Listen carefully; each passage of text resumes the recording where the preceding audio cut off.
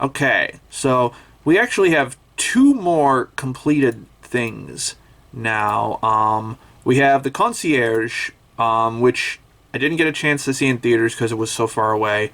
And also Murai In Love, which apparently was like an ONA. Apparently it started in like September and just ended at the end of November. So I'm gonna jump into this. I think it's some kind of rom-com. I'm not entirely sure, but let's find out. Okay, I probably watched more of that than I needed to, but in any case, I watched about 4.5 episodes of Murai In Love. What a bizarre series. This is it's a JC staff series, so you already know it's not going to be the best looking show. But this is a whole nother level of not great looking. Intentionally so. I will point out that it looks like this on purpose. Either because of creative vision, or they knew going in that there wasn't going to be a lot of staff devoted to this series. This is a real PNG ass series. There's not a lot of animation, and the designs are like can deliberately be very ugly a lot of the time in a very pop team epic kind of way. I know that's not completely accurate, but that's the thing that comes to mind when I think of this show. Especially the Bob team epic stuff. Again, not quite to that extreme, but like the shading in particular reminds me a lot, and like the coloring in the shading, how flat it all is, reminds me a lot of the Bob team epic segments. So it is deliberately like that, and in that sense, it actually kind of accomplishes what it tries to do, because like aside from the total lack of animation, it's actually like it's well composed. Like the shot composition, the when it's not trying to be jank as fuck, the compositing is actually like decent. I actually do like the color design of quite a bit. It's like it's garish in the right ways. There are things that pop out purposefully and like stick out on purpose. But other than that, it's like pretty decently designed. Character designs could really go either way, but again, that's definitely a limitation of the animation, of the art style and animation style. I actually really like the teacher's design a lot, Tetsuko. I like her design a lot. Feels very Nami-esque. If Nami was like a school teacher. So, I'm all about that. And I can kind of see how she would like find this student attractive. Which brings me to probably my biggest complaint about this series. Is this is a rom-com between a student and a teacher. And they like rarely bring up the fact that it is a rom-com between a student and a teacher. Like, I don't think they mention it at all until like the third episode. And then they're like, oh right, this is actually like kind of taboo, like we shouldn't be doing this. Now, if we go under the assumption that Murai is like in his third year, like he's in his last year of high school, which I think is true because they're doing the career surveys, and I believe third year is when they do the career survey, or it could be the second year. I don't know entirely, but let's benefit of the doubt.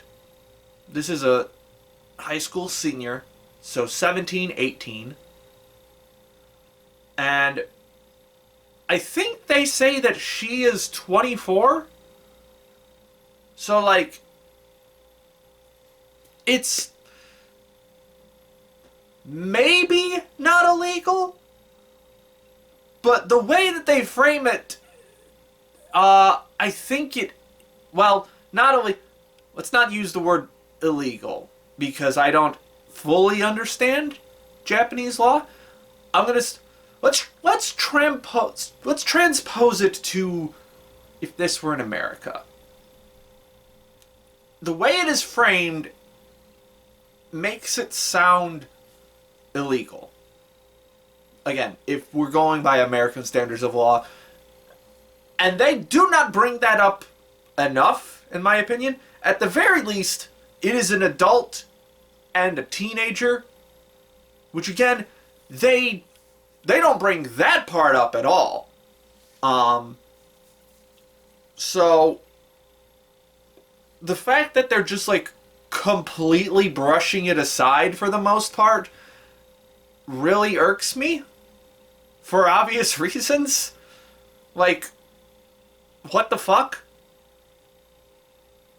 Again, the age difference isn't that big, but the fact that they barely acknowledge it at all is just sort of like gnawing at my brain a little bit. Like, hey, they really don't seem to see any problem with this whatsoever, other than acknowledging that there's like some sort of societal taboo around it. Okay.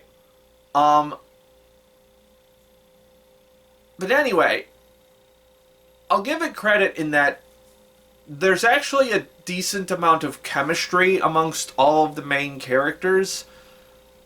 Like, aside, like, although I can kind of understand why, like, Murai is crushing on the teacher, aside from the fact that he had a crush on her since he was in grade school.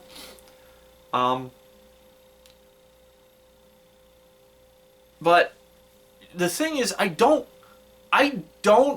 want them to be together, aside from the fact that this is like a student-teacher relationship. It's framed in this way of like, the Murai, the student, looks almost exactly like the husbando from the Otome game that she plays. And so it's like, there's that layer to it. And so presumably the show is like, we've already gotten past the point where like it's like, the teacher's like, I haven't been looking at you, Murai, this whole time. I've just been seeing this video game character. And so I'm going to try and start looking past that now.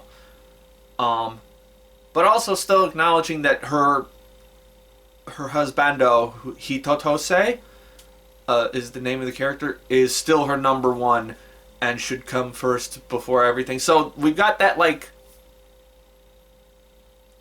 see, we've got that.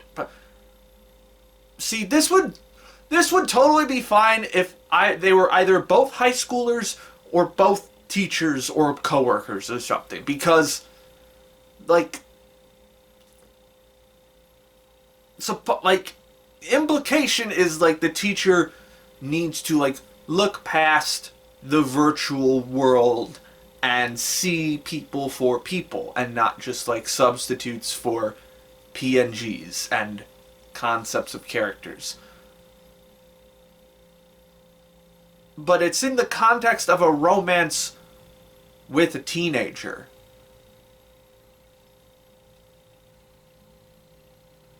I don't know, maybe this show has like a very weirdly mature ending to it. I doubt that it does, because there's really not any like really like gut-punching conflict at this point. They just introduced the childhood friend who has absolutely no shot whatsoever, not even close. Like, so why even introduce her, aside from the fact that she's probably going to hook up with Murai's best friend at some point? Maybe. Who knows? Yeah, I guess that's just the rub of it. I don't want these two to be together, so I don't really want to watch a long succession of zany rom-com stuff. And you know what?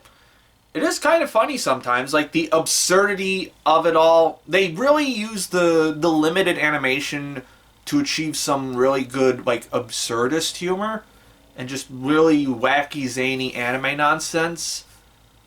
But I guess this is a weird one where it's just like, I just don't want this to happen, I guess. I don't know. It's like a slightly it's like a less extreme example of how I feel about ReZero, sort of. If you're not a long time viewer of the channel, like this channel or the main channel, I don't like ReZero at all. And it's because I don't like Subaru to the point where I find nothing redeemable about him, and so I just don't want him to get better. That is how much I hate him as a character.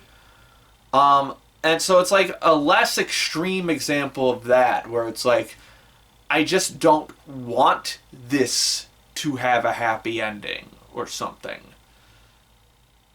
That's kind of weird.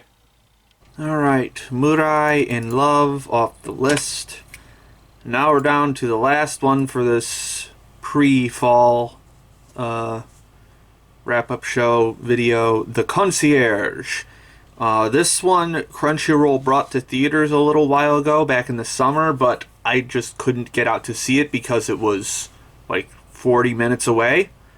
But it finally hit the cat site, so let's dive in. Okay, this is going to be a weird one to talk about. I just finished up The Concierge. What? Can I not say that word? Concierge. Concierge at Hokyoku Department Store. I think that's the full title. Relatively short, like 70-minute film. I think that's technically feature length. I'm not sure. But, this is it's only weird in the context of other anime that have come out recently. Mainly Pokemon Concierge, and God, there was this one other movie that I only made it like 10 minutes into. Was it Hula Fula Girls, I think? I think that's the one I'm thinking of. Or it could be an entirely different one that was about like a tourism concierge service. There's been a lot of concierge stuff in anime recently. By a lot, I mean 3. But that feels like a lot. And I don't know. I'm fairly certain I'm reading too much into it, but considering that the cool Japan movement and stuff, it feels like a deliberate kind of trend to be like, hey, look at Japan knows how to do service right. Again, I'm definitely reading too much into that, but it is weird. That's weird to me. I don't know why. But anyway, it's actually what's weird is that we have a department store concierge service, because I associate concierge services with like hotels and resorts and stuff. Maybe I've just never been to a really upscale department store before. Did I just reveal my class? I'm pretty sure you could judge my class by this tiny ass fucking room, but I don't know. Weird. But premise aside, it's actually, that's not even the weirdest part of the premise. The weirdest part of the premise is that all of the customers are extinct animal species, so like anthropomorphic animals. There's like the Japanese wolf, woolly mammoth, sea minks, which it actually like points out directly at one point is like all of the customers are extinct animal species. Doesn't say how they came to be anthropomorphized, but I don't think you really care. I don't really care. That's not the point of the film. The point of the film is Akino, our lead character, learns to be a good concierge lady. And there's not really like an arc to this film. It's just sort of like she progressively gets better at being a concierge with some little vignettes in between to showcase different parts of the concierge job. And I think they do a pretty good job of that. What I appreciated about this one, as opposed to something like Pokemon Concierge, is that they're not shy about saying, like, some customers are just assholes. Like, there's this seal that, I think the Caribbean monk seal, I think specifically, that shows up in the second half of the film, where she's just this fucking absolute, like, the customer is God asshole level customer. But they also, like, sort of turned that around and, like, hey, you were being too conscientious towards this customer. So, like, maybe the customer isn't always right. Because that's it. That's one of the things that's sort of fighting back and forth in my head about this show is I think there is some kind of attempt to do capitalism critique, or at least consumerism critique. Because, like, but also it really likes department stores. Like, the department store is never at fault for anything, but it's also very clearly trying to point something out about consumerism. Because, like, there has to be a reason why all of these animals are extinct animal species. Like, you know, the products of overhunting and ecological disturbance for the purpose of market expansion. Like, I can't... It's too much of a coincidence for it to not be saying something, or the author is just completely oblivious to it, because I believe this was originally a manga that got adapted into a film. But I can't really get in that mindset of being so completely oblivious to this number of coincidences. But also, it doesn't really end up saying anything. It just sort of says, like, it just sort of gives the concierge, like, lifestyle and, like, what it means to be a good concierge, and, like, what it means to truly set the mood at a department store and, like, cater to customers in the way that they most need. And also, like, the final thing that she helps a customer with is something where the customer says, I have very, very little money. She holds up, like, a single coin, which I guess at most you could say is like 500 yen. They don't specifically say that they're in Japan, I don't think. But everything's Japanese, so must be. The name of the department store is Kokyoku. So at most it's like 500 yen, probably. Is there 1,000 yen coin? I don't think there is. But even so, that's like very, very little money. So it's like saying... So the final thing that she does for a customer is not like consumer related. It's service related, because it's a gift for her daughter that's stuck in the hospital. And so it's like benefiting mankind rather than consumerism. So...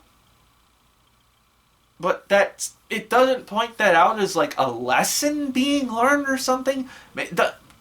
Movies don't have to be like moralizing or anything. I'm not saying they have to be, but it's like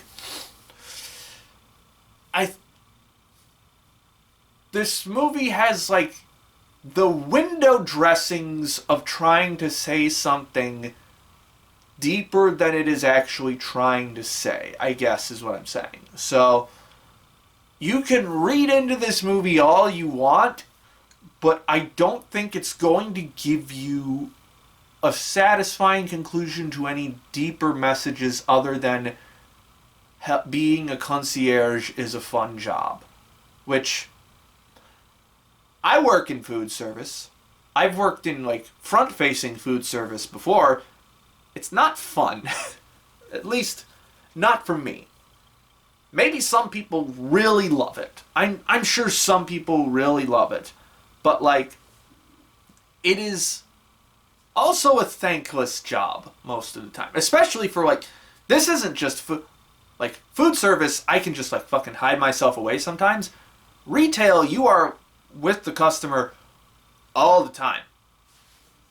So like, it's even more taxing when you deal with a bunch of stressful customers, but also I do understand the satisfaction of being like, oh, I helped, my service made somebody's day today. Like, without doxing myself, I make cakes currently. That is my current job.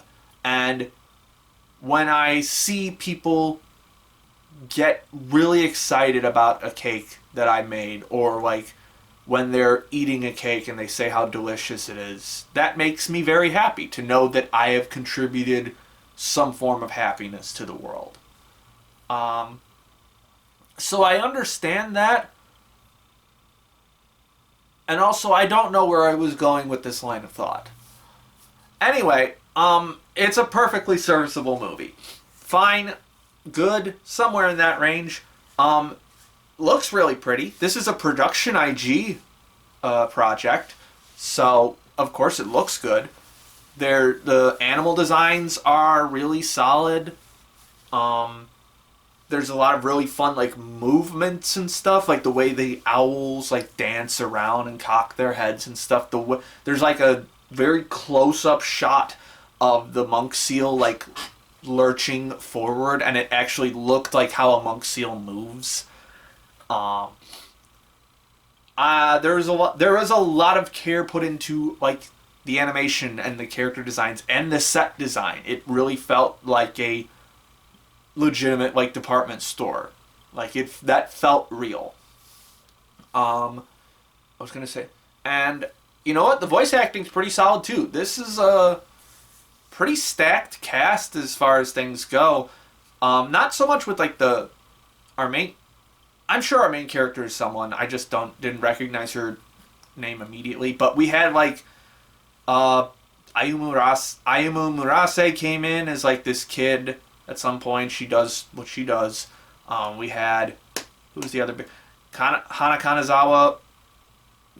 I always mix up which syllable that is. Hanakana. I'm going to keep calling her that. Shows up as like this girlfriend type character for another person that the concierge is helping out. She did what she does best. But I love that I can immediately clock Kenjiro Suda. Even when he's playing a giant woolly mammoth, like immediately it's just like, hi, you're here again. Obviously he has a very distinctive voice, but I was like, you know, I clock his voice all the time, but I wonder when's the last time I heard like an incredible voice acting performance from him. Probably Nanami in Jujutsu Kaisen, but also like he has a little emotional moment regarding like his deceased wife near the end of this film, and he gets a gift from someone, and you can sort of hear like the tremble in his voice a little bit, and I was like, there we go, you're putting that incredible voice to work. I always like his voice does sound like he could work really well for like a middle-aged man. And so great job there, Kenjiro Tsuda. I like his voice. Also, this film is actually pretty funny. too. Just the gags that it has. Like, I love the floor manager just popping out of fucking nowhere. Like, he's popping out of the walls and out of like a soup pot and just places you would not expect him to be. Like, I'm still here. I'm watching you. I'm watching everything you do. It's so fucking funny. And you know what? For all the confusing messaging that it had, I felt kind of good at the end of the film. Confused, but good. So, it is what it is, I guess. I guess I would recommend it. It's not going to be like a big burden time-wise. It's only 70 minutes, so yeah, give it a watch. Okay, Concierge is complete. And we're going to scroll a little bit up, and we're going to put you in the number 40 spot with a light 7. Pretty fun film. Would recommend. Okay, hey, this is me like 2 weeks in the future or something. I apparently did not know that the Uma Musume movie rips were out. So we're going to end probably what is now the second video in this fall series with that one. I am so fucking hyped for this movie. Let's fucking go. Holy fuck. Did that just dethrone Season 2 as my favorite Uma Musume anime? Okay, so, Uma Musume, the movie, beginning of a new era. Goddamn, what a fucking movie. This is yet another entry into this massive, sprawling Uma Musume franchise at this point. This is the 5th entry now, I believe. Yeah, because we had Season 1, Season 2, and then Road to the Top, and then Season 3, and then this, and then I think next year we're getting Cinderella Grey. But this is like probably... This is going to sound like a bit of an exaggeration, but I think, tonally speaking, this might be the biggest departure from the Uma Musume vibe so far. And I say that knowing full well that it's still doing all of the things that Uma Musume does, but it's just being so much more fucking extra about it. It is just off its goddamn rocker in terms of, like, the cinematography, the color design, the specific type of angst that these characters feel, the way that the serious is contrasted against the comedic, and how much serious there is versus comedic.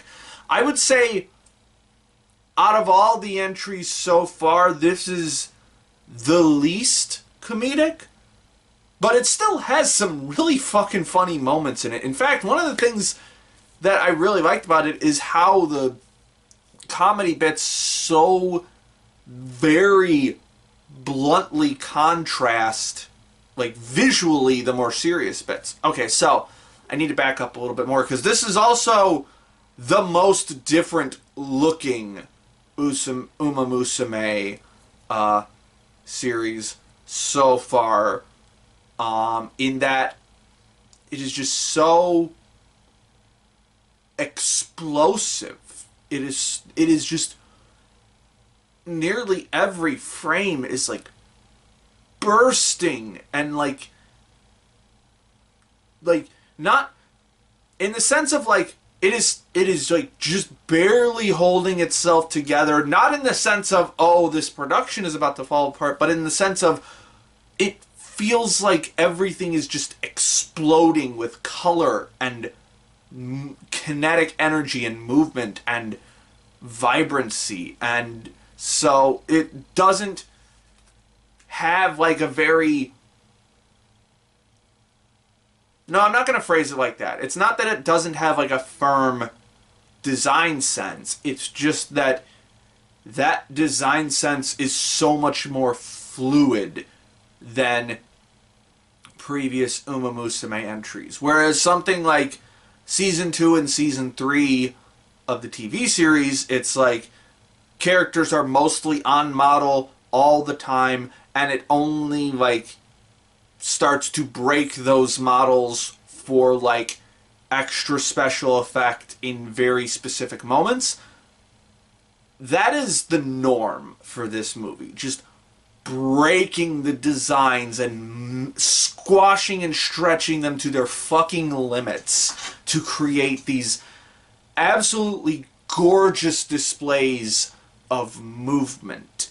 Like, I keep saying the word, but it's an explosion. This movie feels like it is exploding constantly, and it's so fucking cool.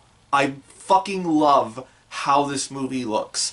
A little bit in the beginning, I was worried about some compositing issues, but it very quickly became clear that is like, oh, not only does it have a fairly solid handle on compositing, but even when it doesn't, the shit that's happening is so fucking cool that it does not matter. Does not matter at all. It's so incredibly good looking with how, like, and it matches, like, the tone that this movie is going for as well, where it's just this absolutely insatiable drive to win. This is the most... Oh, I completely forgot that there was an OVA series between seasons 1 and 2. I completely forgot that happened. I kind of just grouped that in with season 1 because both of them are not very good. I don't know why I just remembered that now. But, like, whatever. Anyway.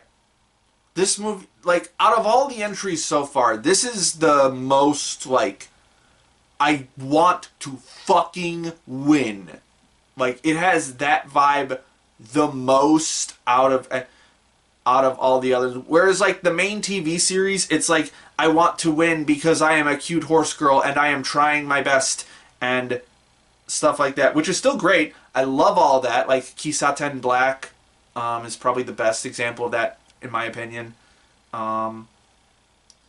But this one with Jungle Pocket and mostly Jungle Pocket actually, and then a little bit of with Dansu Flame and Manhattan Cafe, I think. It's just like, I have to fucking win. I absolutely fucking have to run and win.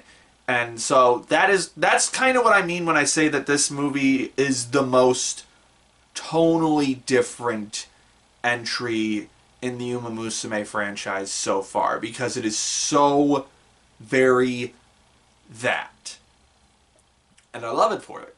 I don't want to completely give up the previous tone, because I do like the TV series stuff. Definitely has its place. Like, I fucking love season 2. I don't know if you can see it with the how far back it is, but I still got my Tokai Teo figure back there. She's still fucking incredible. But, like,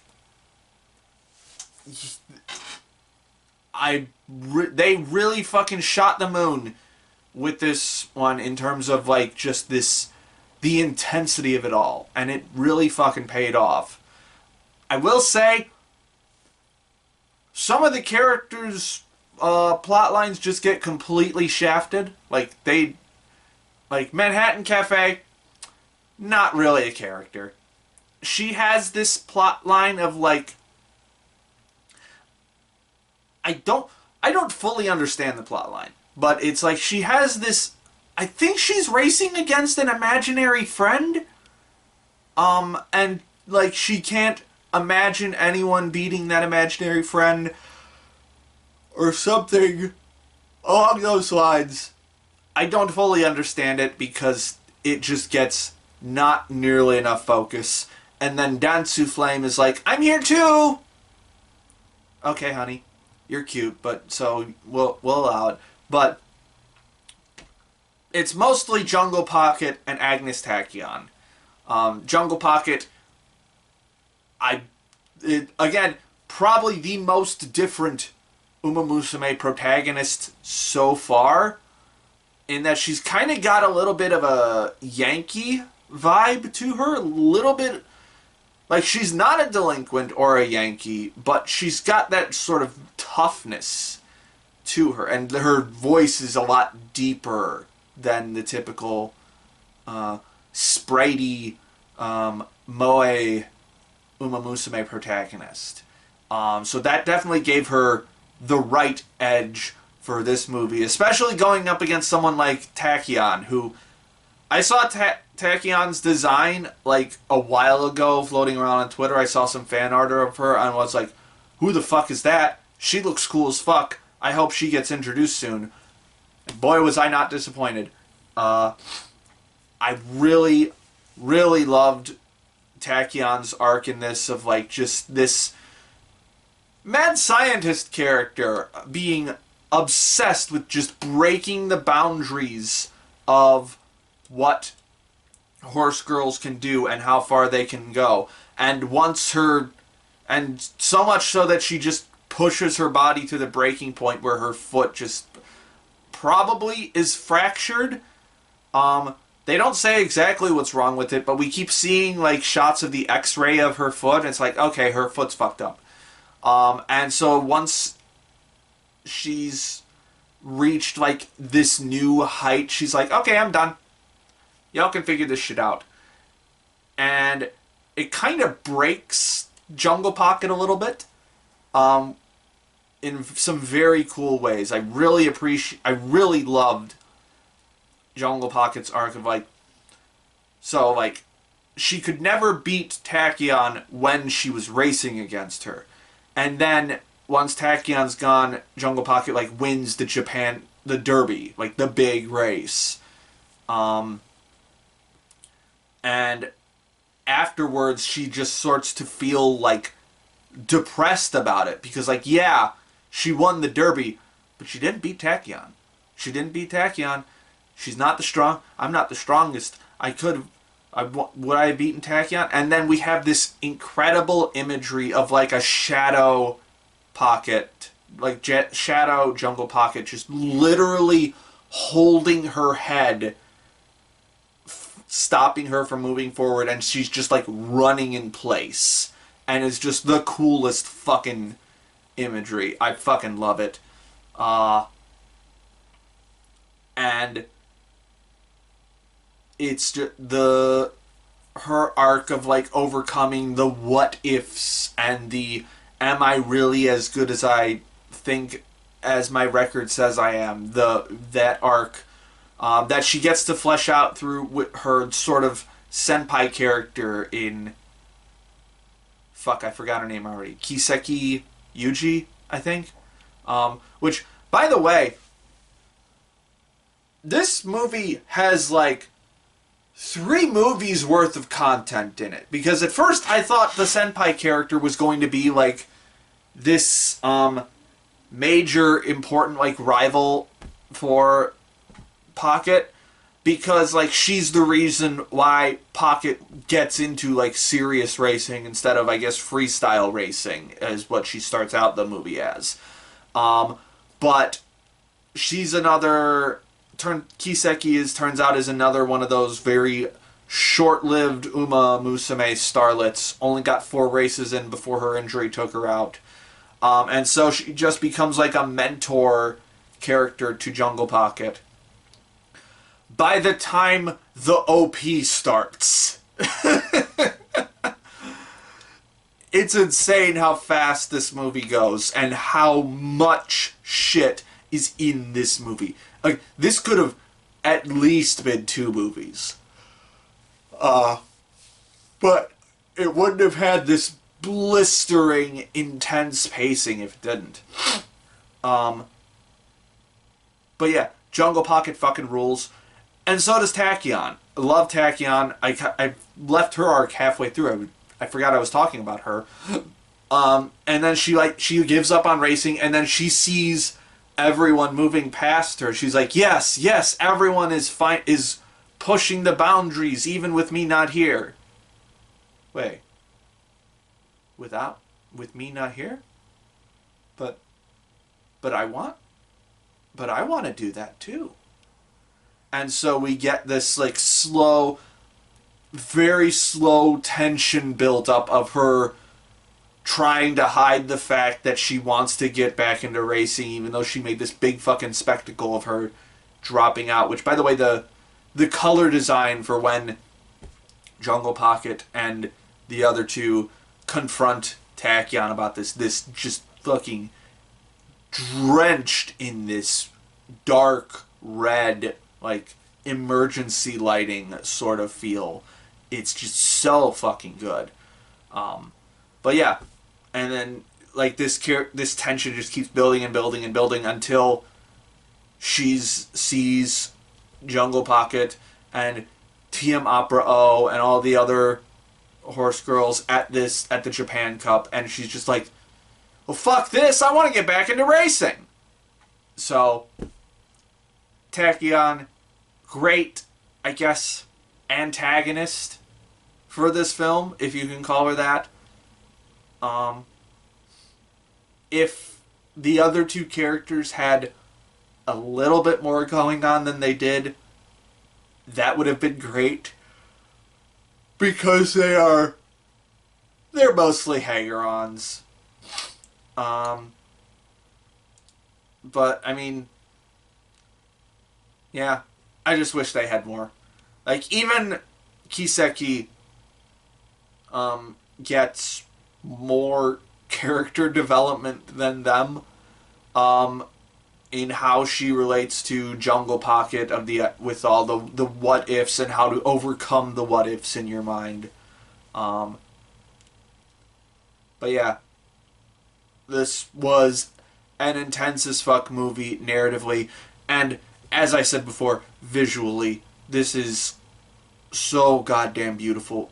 Just constantly exploding with so much expressive imagery, whether it's like the symbolism of like Pocket holding herself back, or there's like a final confrontation between Pocket and Tachyon right before the big final race, and it's in Tachyon's laboratory, and it's just so incredibly loaded with like symbolic cinematography. The way characters' reflections are placed in the scene, the way things, piles of like boxes and electronics and shit, either like cut characters off from each other or boxes Tachyon in.